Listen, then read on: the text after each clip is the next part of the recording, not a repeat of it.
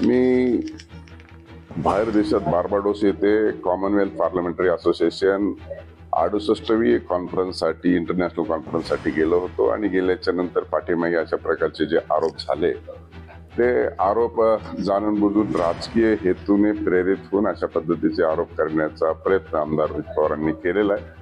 परंतु परत येईपर्यंत दोन्ही आरोपामध्ये कुठलंही तथ्य राहिलं नाही आणि ते खोटं बोलले, धांदात खोटं बोलले आणि बिनबुडाचे आरोप केल्याच्यामुळे ते तोंडघशी पडलेले आहेत. अशा व्यक्तिमत्वाला खेडेगावात आमच्या म्हणतात की हे भिनासलेलं व्यक्तिमत्व आहे. दररोज दैनंदिन समाज माध्यमावरती काही ना काही चर्चा करायच्या आणि चर्चा करत असताना आपण अडचणीत आले की दुसरा विषय काढायचा, अशा स्वरूपाचा साधारणतः हा प्रकार सुरू आहे.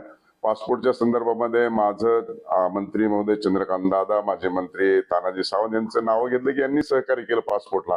हा पासपोर्ट 2020 साली केलाय आणि गायवळ बंधूंच्या नातेवाईकांनी सांगितलं की हा पासपोर्ट मिळण्यासाठी रोहित पवारांनी अनिल देशमुखाच्या माध्यमातून आम्हाला मदत केली आणि 2020 साली त्याचा पासपोर्ट मिळाला. मला वाटतं माननीय मुख्यमंत्री महोदयांनी त्याची चौकशी देखील लावलेली आहे. चौकशीत आता निष्पन्न होईलच.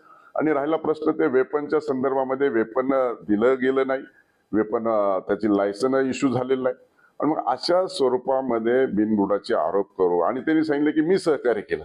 मला वाटतं की मी गृहराज्यमंत्री होतो, मला काय सांगायचं काय नाही सांगायचं हे चांगलं कळतं. निवडणूक तर कर्जत जामखेडमध्ये परफॉर्मन्स दाखवावं लागेल म्हणून माझ्यावर केलेले हे राजकीय हेतूने केलेले आरोप आहेत, त्यातलं कुठलंही तथ्य नाही.